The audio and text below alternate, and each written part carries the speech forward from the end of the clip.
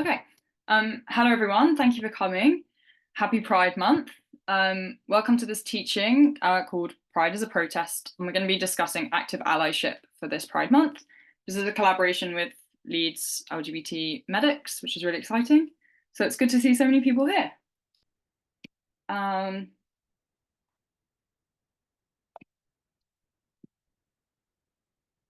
So a little bit of an introduction. So my name is Rachel. I use she, they pronouns. I'm the president of Cardiff's HEAL Society. HEAL is a Cardiff-based society advocating for LGBTQ plus inclusion in healthcare environments. We're mostly healthcare students and we organise socials and teachings on a semi-regular basis. I am a fifth year medical student and I intercalated in medical education this year, looking at improving LGBT teaching in medical education. So this is kind of me rambling a little bit about some ways to be allies during Pride Month. So they're kind of my thoughts and just a bit of a disclaimer, like this is just an area of interest. I'm not an expert. Yeah. So we'll start with a little bit of a history of Pride Month. Pride Month is celebrated every year in June and it's celebrated around the world. And it began largely because of the Stonewall riots, which took place in 1969. And this was basically a demonstration that occurred against a police raid that happened in a gay bar called the Stonewall Inn in New York in 1969. And it started off as a series of riots and demonstrations and is largely considered to be a key moment in the gay rights movement. However, it is worth noting that there was lots of campaigning going on prior to the Stonewall riots, and there was lots of stuff going on, but this is considered to be like a key moment in the history.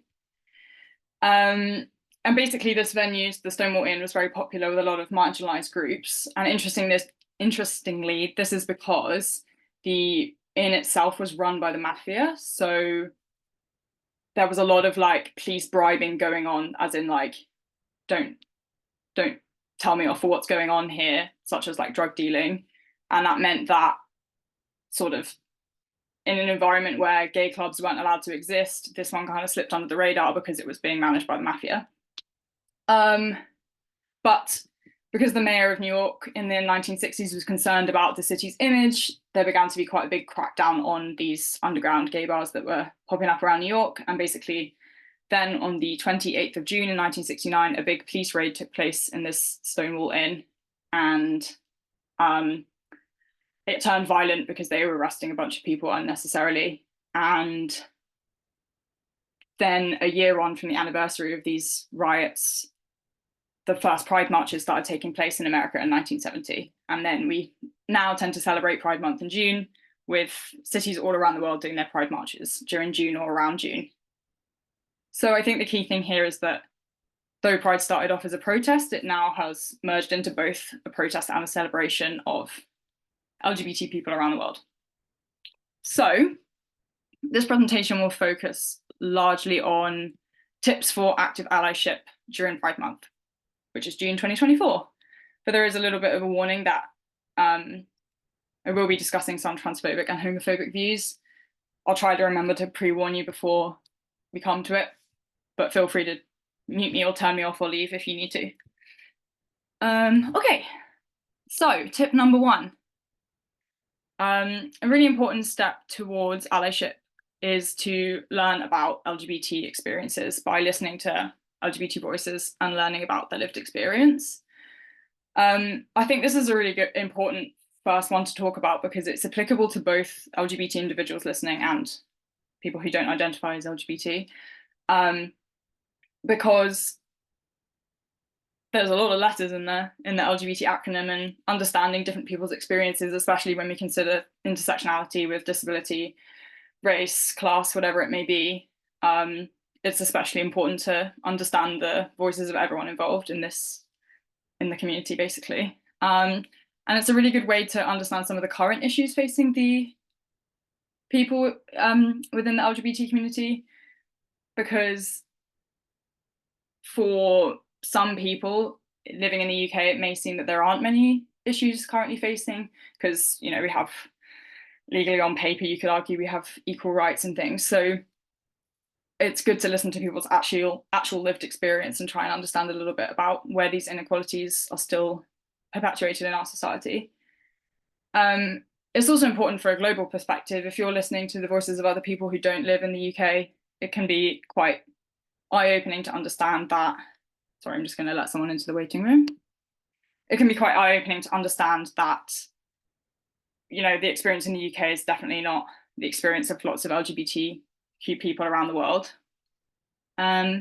It's also really important for empathy and understanding, because if you listen to the voices of the people who it affects, you're more likely to understand where they're coming from, rather than a bunch of people who don't really understand debating something that they don't really know anything about.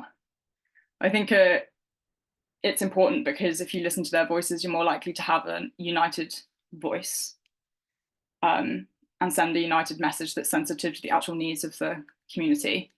So, for example, I think it's quite common for different discussions of the needs of different groups to be kind of overshadowed by other things, such as a lot of people might talk about bisexual people being their biggest issues, that people don't understand what it means to be bisexual, but actually there's quite, you know, there are a lot of health inequalities and bi-erasure that occur, especially in sexual and mental health. So actually talking to bi people about their experiences is more important than just kind of listening to what other people say the issues facing bi people are, if that makes sense. So in terms of how can I learn, I think media is a really good way to learn about different LGBT experiences. And on the next slide, I've got some recommendations. I think that the recommendations are good because they're kind of easily digestible. It doesn't feel like you're doing work because you're kind of watching something or listening to something or engaging in social media content. And it's quite a fun way to learn about different people. The second bullet point, friends, family, patients, colleagues. Use the people that you know. Obviously, I caution that, so don't take it too far and make them feel uncomfortable. But if you know people who identify as LGBTQ+ and you want to have a chat with them and they're willing to chat with you, you can learn a little bit about their experiences. And then there are also some charities on the next slide that you could look to for information. So my recommendations. So on here we've got lots of TV shows. I'm going to add another one that we started watching last night, which is, what is it called? Oh, Lost Boys and Fairies, it's called. It's a Welsh one that's on the BBC. And I watched the first episode and it was really good. So I'll let you know how that is. But yeah, we've got Big Boys Feel Good, Pride, a couple of books, Gender Euphoria, and all the things they said we couldn't have. And It's a Sin, Disclosure, Pose, and then a couple of charities such as Mermaids, Trans Aid Cymru, Umbrella Cymru. And even HEAL has some good videos on their YouTube account, as I'm sure you know.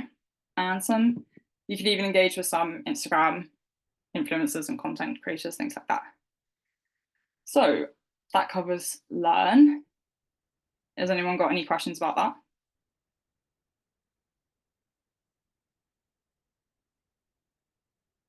No pressure. Cool. So the second tip is to teach. I think that one of the key benefits of learning about LGBT experiences is to then share what you know, and have discussions about what you know.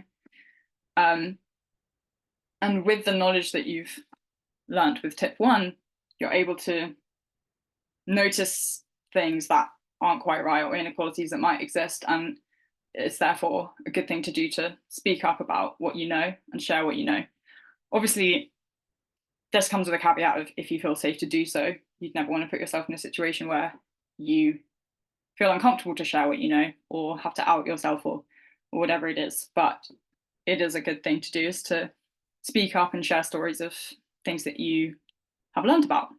I think it's important because it highlights the inequalities still faced by many LGBT people living in the UK and across the world.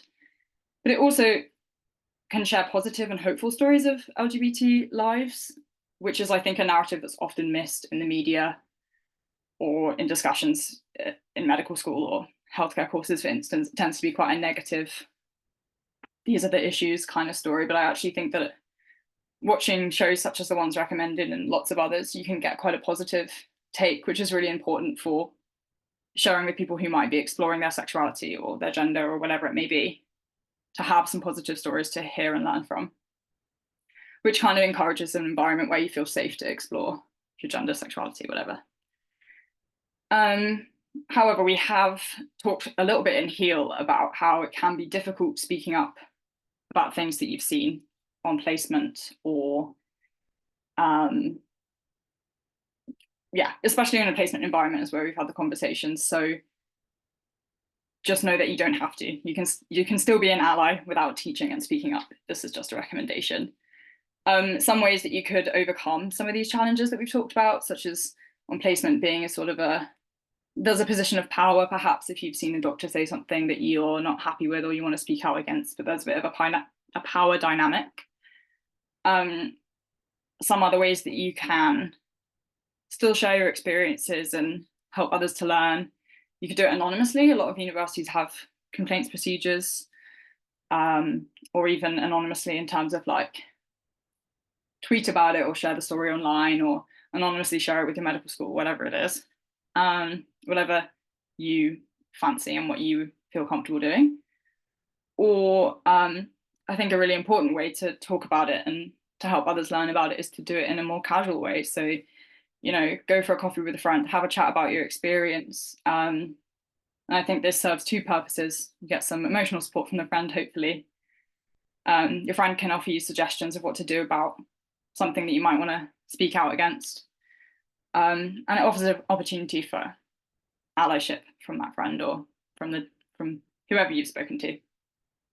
So teach is the second top tip. Third top tip, protest.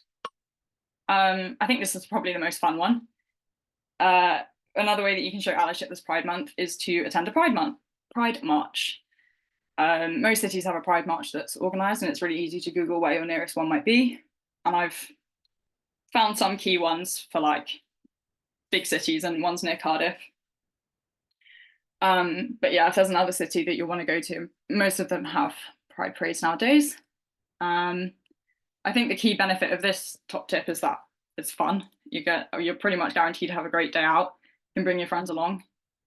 It can also be particularly inspiring. I've always enjoyed going to a protest because you get to meet lots of inspiring people who are doing cool things, giving cool speeches. I especially love it when people bring their kids along and you can see parents teaching their kids about the community and things.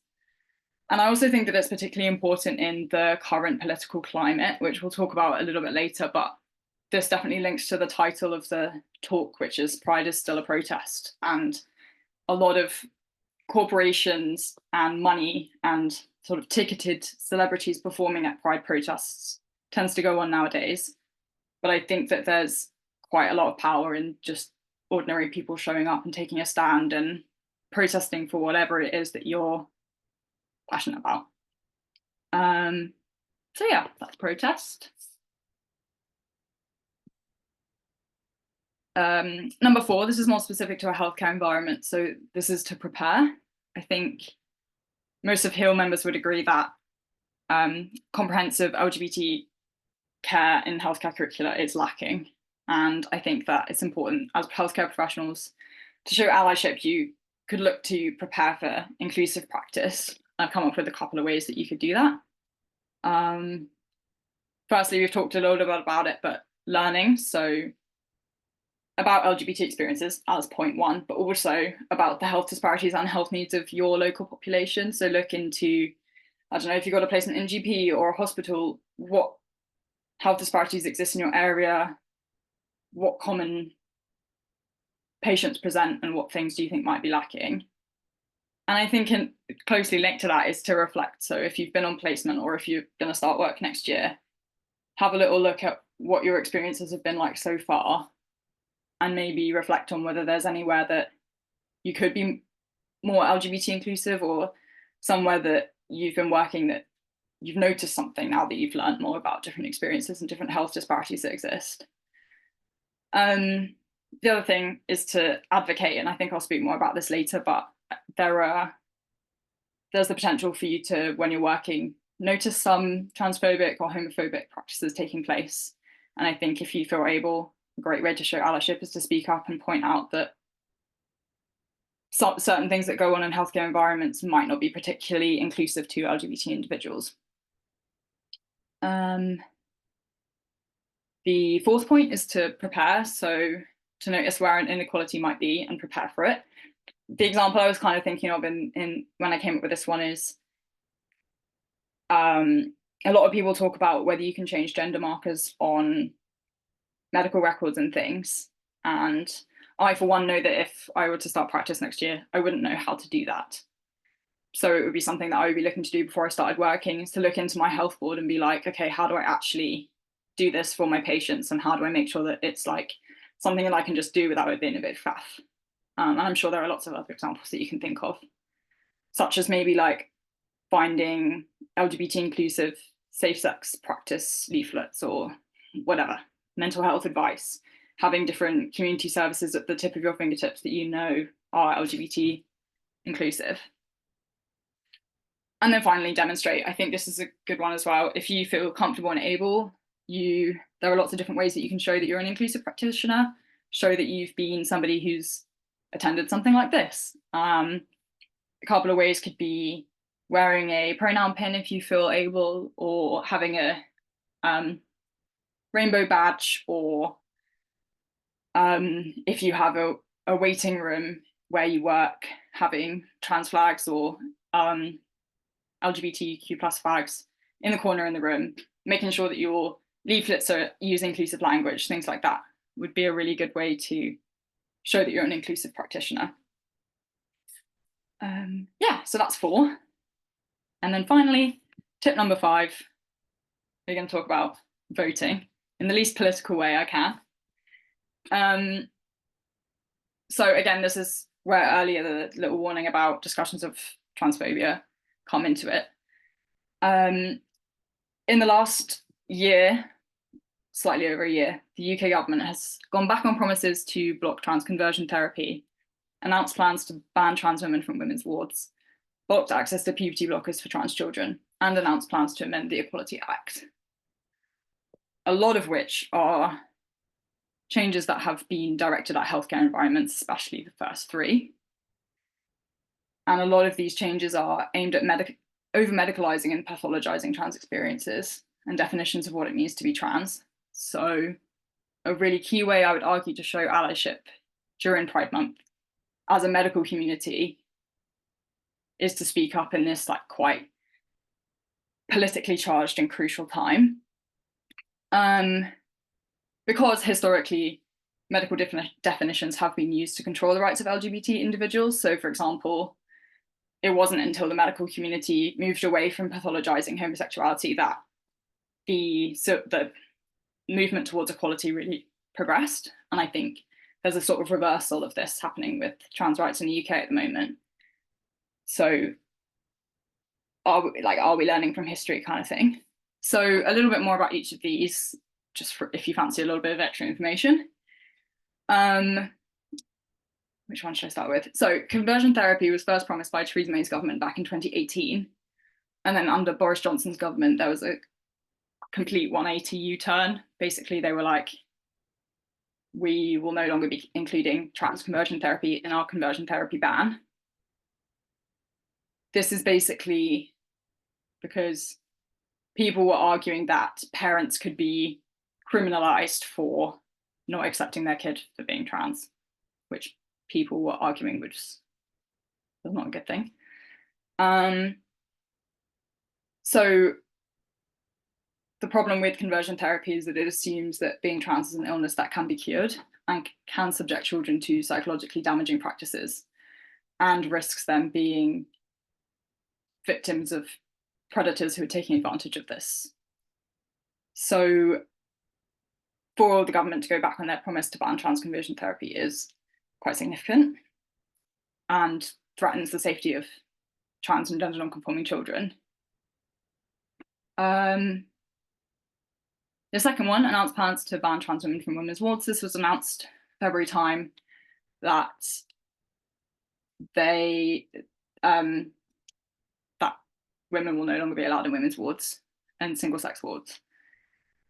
And this applies to non-binary patients too. And basically this is significant because it restricts these patients' access to healthcare that's affirming and safe for them to be treated for their health needs.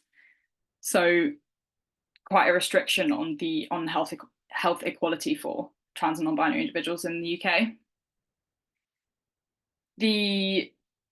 On the 29th of May, there was an emergency ban on puberty blockers for trans and non-binary children announced by the government. So they basically blanket banned these life-saving drugs being prescribed for being trans. They can still be prescribed to cisgender children with other medical conditions. And the important thing about this is that there's no medical or evidential reason for having implemented this sudden and emergency change. If you're interested, GLAD, who are the LGBT Association for Doctors and Dentists, they've recently released a statement about this, and they phrase it so well and so concisely, but basically talk about how this isn't about restricting it on a medical need. This is about controlling the lives of trans and gender non-conforming non-binary children. And this emergency legislation was put into place without consulting a single professional body and with no evidence to block this. So again,